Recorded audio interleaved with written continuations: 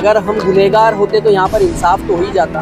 Transaction तो हजरत हमारा उनके ऊपर नजर आया गूगल से कि हमने उन्हें 3 लाख रुपया गूगल से और फ़ोन पे हमने पैसा लिया है, तो ये उन्हें प्रूफ करना चाहिए था कि हमने उनसे पैसा लिया हुआ है। और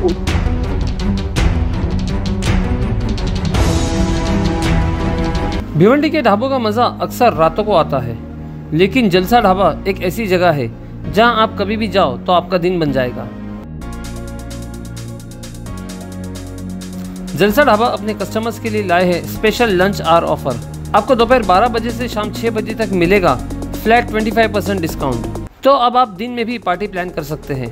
ओनली एट जलसा ढाबा एट निम्बोली नाका, old Nashik road, Bhiwandi. Hello friends, मैं जुल्फिकार मोमिन द वॉइस न्यूज़ में आपका स्वागत है। इस वक्त हम खड़े हैं भिवंडी कोर्ट के बाहर। आपको बता दें कि पिछले गुज़िश्ता कुछ दिनों पहले एक लेडी ने एक बाबा पर इल्ज़ाम लगाया था कि वो उन्होंने 8 लाख का फ्रॉड किया और काला जादू टोने के नाम पर उनसे 8 लाख रुपया ऐंठ लिए गए। इस मामले का संज्ञान लेते हुए पुलिस ने बाबा को गिरफ्तार किया था और लगातार पूछताछ चालू थी। पुलिस ने लगातार पूछताछ करने के बाद जब बाबा के पास से कुछ न मिला तो आज कोर्ट ने बाबा को बेल पर रिहा कर दिया है। इस मामले में एडवोकेट अजरा मोमिन से भी हमने बात की, साथ ही साथ बाबा से भी बात की। क्या है सारा मामला, आइए सुनते हैं। क्या कहेंगे आपके ऊपर जो है एक लेडीज ने आरोप लगाया था कि आपने उसे 8 लाख रुपए लेकर उसे कुछ जादुई मामले के बारे में आपसे ठगी हुई है, तो उस मामले में क्या बात हुई? अब आप आज आपको कोर्ट ने उसको आपको जमानत दे दी है, क्या पूरी मामला तो बताइए। देखिए, हम तो ये समझते कि हम कौन है सही और गलत, हम तो ये समझते कि हम कौन है सही और गलत का फैसला करने वाले। इतनी बड़ी कोर्ट पड़ी हुई है, जज साहब है, वकील साहब है। अगर हम गुनहगार होते तो यहाँ पर इंसाफ तो हो ही जाता, मगर अल्लाह का फजलो करम है कि हमें इंसाफ मिला और हमारी बेल हो गई। ठीक है। आप पर काफी गंभीर आरोप लगाए गए कि मतलब मालेगांव से कोई मुर्दा भी लाया गया, सड़ने गलने की बात हुई और कुछ पैसे ब्याज के भी मामला थे। क्या थे सारी चीजें गलत खुलासा की? देखिए, हम आपसे ये कहना चाहते हैं, अगर हम उस खातून से, उस आपा से अगर हमने पैसा लिया है तो ये उन्हें प्रूफ करना चाहिए था कि हमने उनसे पैसा लिया हुआ है और उनके अकाउंट से ट्रांजैक्शन वगैरह दिखाई देना चाहिए था, लेकिन ऐसा हुआ नहीं। ट्रांजैक्शन तो हजरत हमारा उनके ऊपर नज़र आया गूगल से कि हमने उन्हें 3 लाख रुपया गूगल से और फ़ोन पे दिया है। ये उनका कहना है कि वो कैश में ही ज़्यादा पैसा आपको ज़्यादा पैसा और दिया है। जिस जगह पर पैसा लिया वहाँ पे आप नहीं, ये सारी सीसीटीवी भी नहीं, ये सारी बातें गलत और झूठ है, ऐसी कोई बात ही नहीं है। कोर्ट ने क्या फैसला किया? बस कोर्ट ने अपना फैसला सुना दिया। अगर हम मुजरिम होते या गुनहगार होते फिर कटघरे के पीछे हो जाते, सलाखों के पीछे हो जाते, लेकिन उन्होंने अपना फैसला जो है वो आप लोगों के सामने ही सुनाया है कि क्या है, हमें बेल मिल चुकी है अल्लाह के फजलो करम से। एक बात और कही थी कि आपने जो पैसे उनको उधार दिए उसकी वसूली के लिए आप दुकान पर आकर उनसे झगड़ा भी करते हैं। देखिए, मैं आपसे एक बात कहना चाहता हूँ कि हमने अगर उन्हें पैसा दिया था तो हमने उनसे उनके दुकानों से सामान भी बहुत सारे ख़रीदे थे, ठीक है, और हम उसकी भी पेमेंट देने के लिए उन्हें जाया करते थे। दरअसल हम ज़्यादा अगर उनको कैश पेमेंट है ना, उन्हें जाकर दुकानों पर दिया जाता। तो ये सरासर गलत बात है और हमने कभी जहन में ये सोचा भी नहीं था कि जिस औरत से हमारा इतना अच्छा, जिस फैमिली से हमारा इतना अच्छा ताल्लुक है कि वो हमारे ऊपर ये इल्ज़ाम लगाएंगे।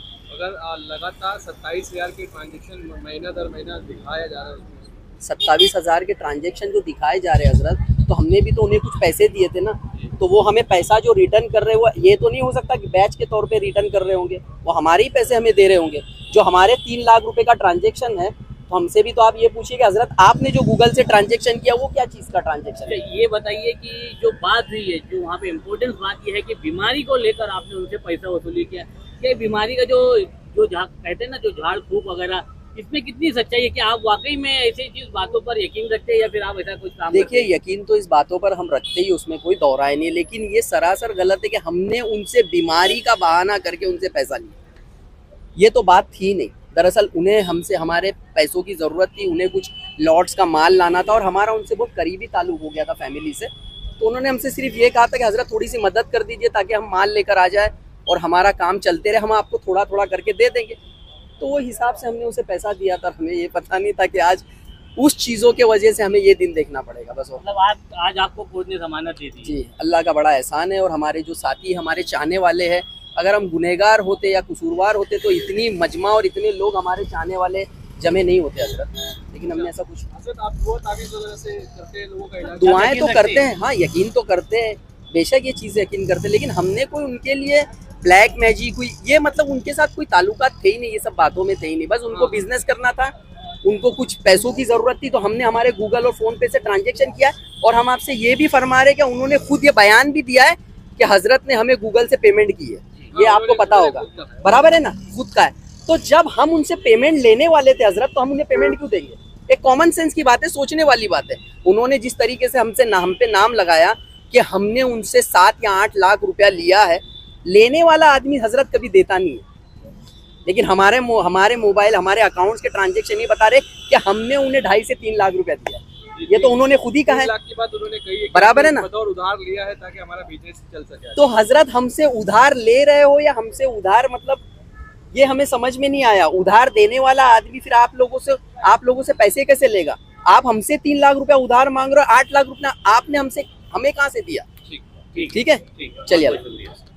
मामला है जो बाबा को लेकर 8 लाख की ठगी का एक लेडीज ने आरोप लगाया था जादुई टोने से, तो आज उन्हें बेल मिल गई, तो क्या पूरा कोर्ट में क्या फैसला आया, किस तरीके से बेल मिली? बेल तो एक्चुअली ये सिर्फ एलिगेशन था, वो सामने वाले ने 8 लाख दिया है, बट 8 लाख दिया कैसे, कोई भी रिकॉर्ड नहीं है। सारे वो एज पर द उसकी एफआईआर वो बोल रही है कि सारे कैश ट्रांजैक्शन है, कोई बैंक का ट्रांजैक्शन नहीं है, तो ये तो खैर एलिगेशन है। तो जज ने उसके ऊपर बेल अभी आज दिया है।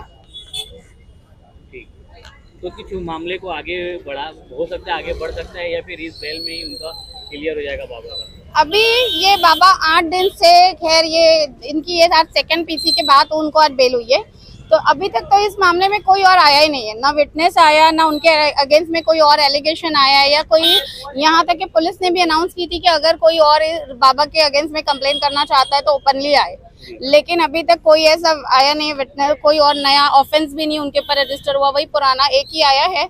अब हो सकता है उनका क्या इंटेंशन है मैं उसके ऊपर कमेंट नहीं करूंगी, बट कुछ ऐसे 8-10 दिन में हुआ ही नहीं है, कोई एलिगेशन नहीं है। एक पहला एफआईआर था, उसको रिगार्ड में कंसिडर करके कोर्ट ने बेल दिया। आप ये कह रही है कि मतलब अगर कोई और इस तरह का मामला होता, अगर बाबा फ्रॉड करते तो और भी मामला आते, क्योंकि वो पीसी में थे, तो डबल पीसी हुई है और इट वाज ओपनली सेड कि अगर इनके रिलेटेड कोई और ऑफेंस है या कोई और है तो आ जाइए। अगर को ठगी की हो तो आप लोग सामने आए। पुलिस ने भी बोला, मीडिया के थ्रू भी ये बात बोली गई, लेकिन 8 दिन में कोई और आया नहीं सामने के लिए, कोई और एलिगेशन नहीं है। ये उनका पर्सनल जो भी इशू हो सकता है, क्योंकि वो एक दूसरे को काफी टाइम से जानते पहचानते भी थे, तो ये उनकी I can not make any comment on the story, but as per do jurisdiction है, जज ने आज उनको बेल दिया। जो महिला ने इल्जाम लगाया उसके ऊपर कुछ काम करने वाले कुछ कार्रवाई अभी तो जैसे ही हम लोग को देखते हैं तो डिफेमेशन का केस के लिए विल इंशाल्लाह अगर बोलते हैं तो विल ट्राई फॉर इट।